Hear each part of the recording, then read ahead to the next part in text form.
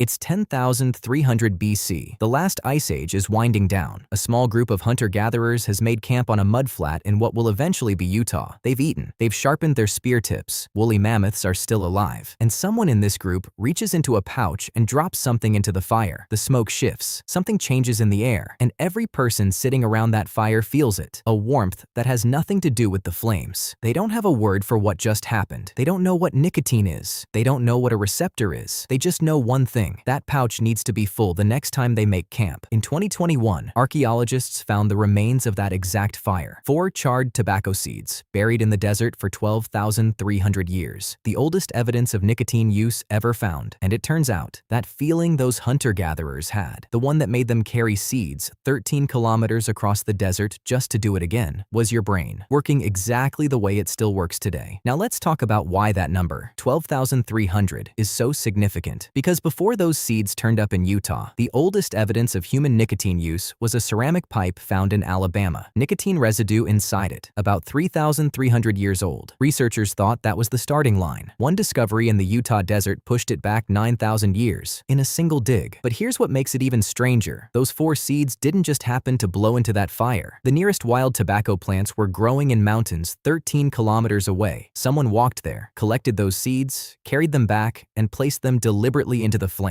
There were also duck bones at the site, obsidian spear tips, evidence of a full camp. These weren't people stumbling onto something. These were people who already knew, which means the actual starting line, the very first time a human being understood what this plant does, is probably even further back than 12,300 years. We just haven't found the evidence yet. Here's the part nobody teaches you. Your brain was already built for this before tobacco existed. You produce a natural chemical called acetylcholine. It handles attention, memory, movement. Your neurons have specific receptors designed to receive it. Nicotine is shaped so similarly to acetylcholine that it slides straight into those same receptors and fires them. But instead of a normal signal, it triggers a massive dopamine flood into your reward center. The same pathway that fires when you eat, when you drink water, when you survive something. Nicotine didn't build a new addiction circuit in your brain. It walked in through a door that was already there. And those hunter-gatherers in Utah had that same door. They just found the key first. For the next 9,000 years, tobacco belonged entirely to the Americas. Indigenous peoples across North and South America didn't just use it, they built entire systems around it. The Maya's sacred text, the Popol Vuh, describes heroes who had to keep cigars lit all night inside a cave of darkness. They outsmarted the underworld by putting fireflies on the ends of their cigars. Tobacco was that important. By 6000 BC, Native Americans had moved from wild tobacco to cultivating it deliberately, developing hundreds of species and methods of use. They smoked it in pipes, chewed it, used it as snuff, mixed it into drinks, and burned it in ceremonies. It was medicine, ritual, social currency, and diplomatic gift, all in one plant. No other psychoactive substance has ever been this deeply woven into a culture, and the rest of the world had absolutely no idea it existed. October 12th, 1492, Christopher Columbus lands in the Bahamas. The Taino people greet him with fruit, spears, and something else, dried leaves with a strange smell. Columbus threw them overboard. He was looking for gold. A month later, on Cuba, 2 of his crew members watched locals rolling dried tobacco into what looked like a paper tube, lighting one end and inhaling from the other. There was no word for this yet. They described the locals as drinking smoke. One of those crew members, Rodrigo de Jerez, tried it. He liked it. He brought the habit home to his town in Spain. His neighbors had never seen a human produce smoke from their mouth and nose. They reported him to the Spanish Inquisition. He was arrested and imprisoned for 7 years on the grounds that only the devil could do what he was doing. He sat in a cell while Spain, and then all of Europe,